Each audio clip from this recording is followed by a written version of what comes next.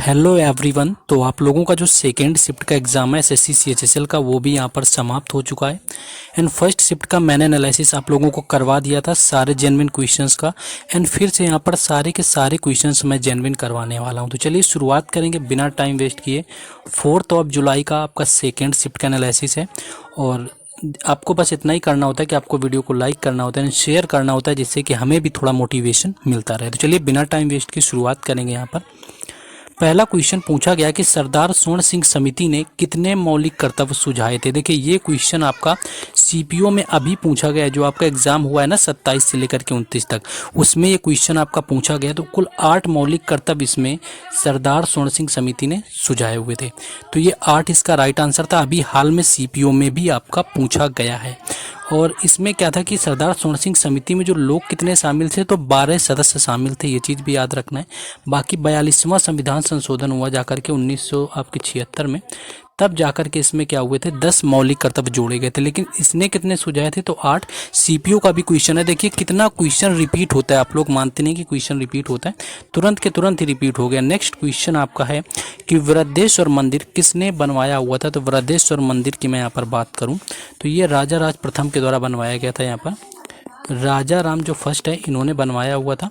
तो राजा राम जो फर्स्ट थे इन्होंने बनवाया हुआ था। ऑलमोस्ट जो है जो कि चोल डायनेस्टी से आते हुए थे, यानी कि इसी को इसीलिए हम क्या बोलते हैं, वृद्धेश्वर मंदिर को राजराजेश्वर मंदिर भी बोलते हैं आपका, उसके साथ वृद्धेश्वर मंदिर भी बोलते हैं। और ये आपका बिल्ट हुआ था 1003 से लेकर के 1010 तक ये आपका बिल्ट किया गया था। तो ये चीज़ याद रखना है। और ये तंजौर में है, ये भी कई बार इसकी जगह भी पूछ लेते हैं, तो तंजौर में है आपका। तो चोल डायनेस्टी में ये आपका बनवाया हुआ था राजा राज फर्स्ट के द्वारा। तो ये भी आपको याद रखना है। नेक्स्ट क्वेश्चन आगे है।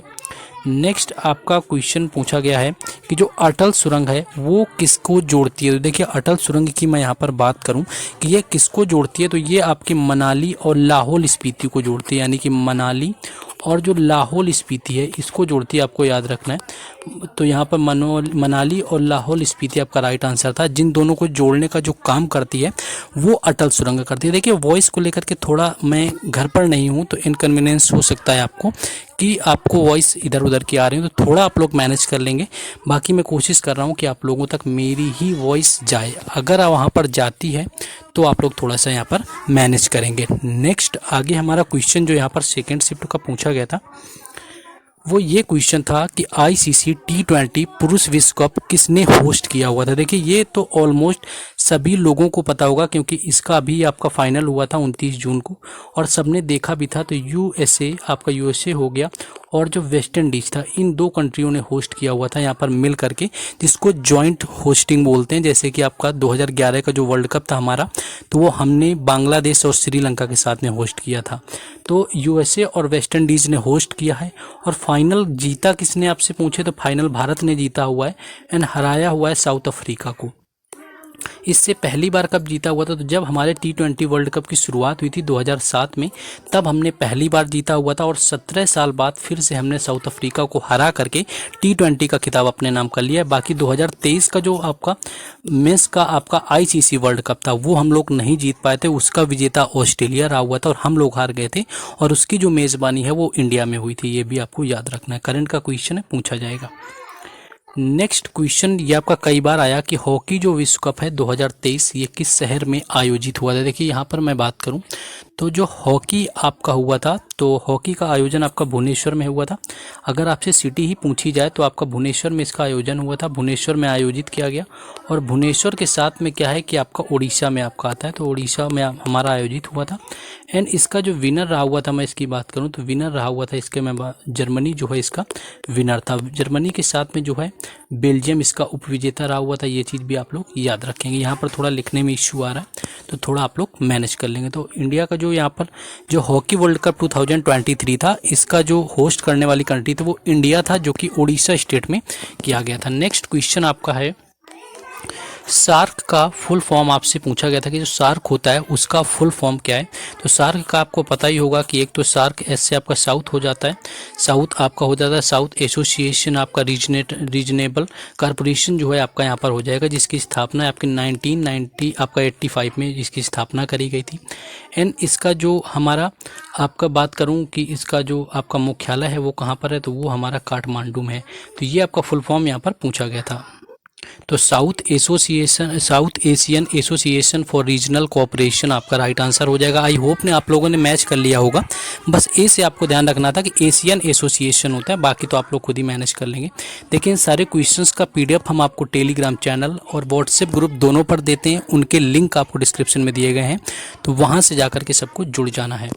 नेक्स्ट क्वेश्चन आपका सत्रिया डांस से रिलेटेड कुछ आपका पूछा गया था। देखिए सत्रिया की मैं बात करूं तो असम से इसका रिलेशन है, और कुल जो 8 शास्त्रीय नृत्य हैं हमारे, उसमें जो सबसे लास्ट में आपका शामिल हुआ था वो वर्ष 2000 में हुआ था। वो यहाँ पर आपका सत्रिया ही था सबसे लास्ट में शामिल होने वाला। एंड इसके जो जनक थे वो थे शंकरदेव, अगर वो भी आपसे पूछे।